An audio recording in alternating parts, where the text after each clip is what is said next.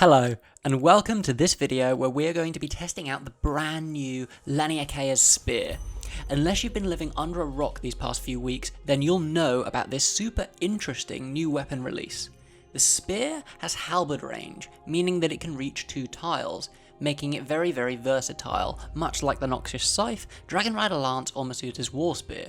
It makes it incredibly useful for clearing large mobs with AoE abilities such as Hurricane, Quake or Meteor Strike, and also attacking certain NPCs from a distance, namely Raksha, to prevent melee attacks. However, the range of this weapon is not the only thing that intrigues me. It has tier 90 damage, but only tier 70 accuracy. A lot of people agree that this kills the weapon's relevance at high level bosses, and I'd tend to agree. You'll get far more damage out of a Dragon Rider Lance if you're having accuracy issues, since if you splash a Hurricane, that's 20,000 damage you're probably not getting back. There is one final aspect to this weapon that we haven't discussed, the unique passive effect called Toxic Fang. This increases the chance of weapon poison being applied to the player's target by 5%, and it increases the damage dealt by the poison by 5%. There is a lot of debate ongoing right now about whether this passive is super strong or super weak. Poison damage is tough to measure. Is the 5% multiplicative, or is it additive?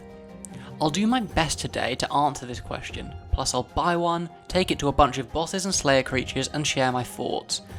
Now, because Laniakea is a Slayer Master, I figured this weapon is geared around Slayer, so I got myself a task and went to corrupted creatures with a bunch of halberds.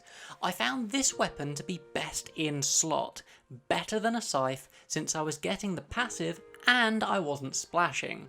I also found that with my setup, I could sustain myself with just the Vampirism aura using a scythe or the new spear, but not with a Masuta's War Spear or a Lance. The damage wasn't high enough. I grabbed a few more tasks and didn't have any issues with any of them. If you do a lot of Slayer and you don't already own a scythe, you'll probably really like this weapon. Since this is a stabbing weapon, it also worked great on my dinosaur task against the melee Rex Matriarch and on Archeon Mammoths. But so will a Masuta's War Spear for a fraction of the cost. Of course, the problem is you're not getting the same damage. At the end of the day, it is very much up to you. Now, this is a big one. I took this spear to Raksha in place of my scythe.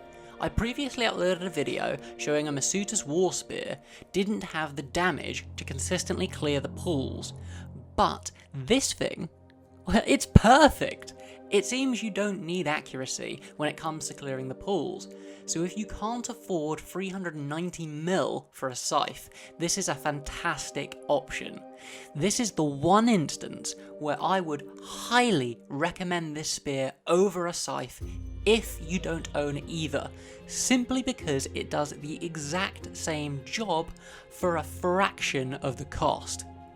I then went to Raksha with this thing to see how bad the accuracy was going to be, and just for the record I took full Bandos, an Amulet of Fury, Holy Overloads, a Ring of Vigour and a Pack Yak, as after all this is a budget setup.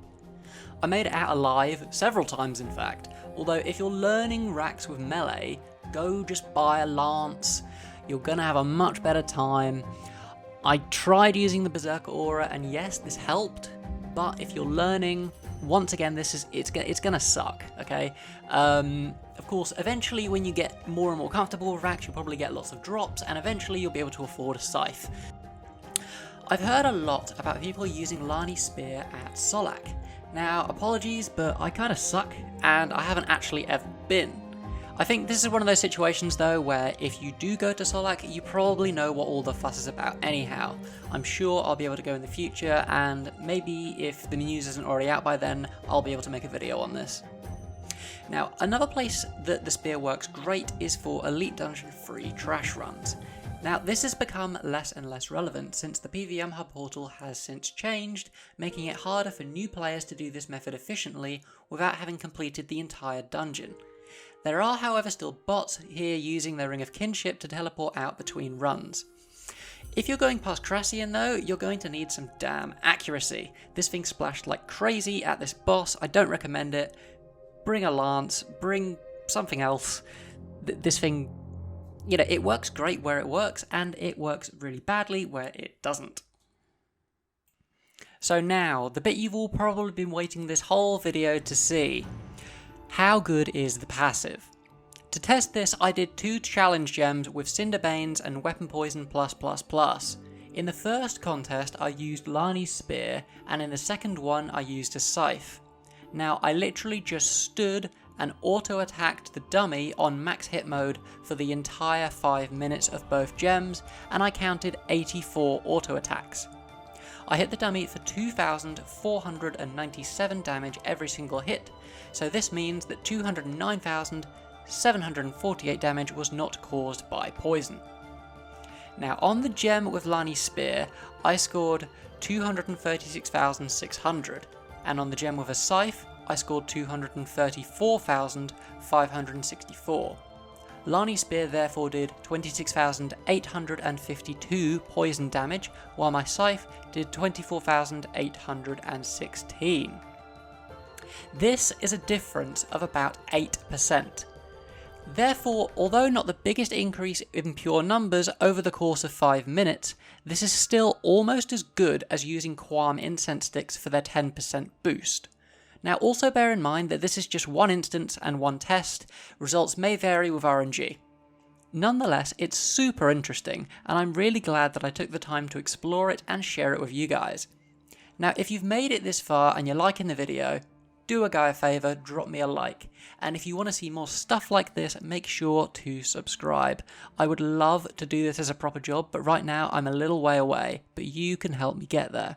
So, will you be buying one of these spears now or in the future? Is there something you wish I had tested it on that you didn't get to see in this video? Leave me your thoughts down in the comments section below. I have been Seanikinz, so as always, until next time.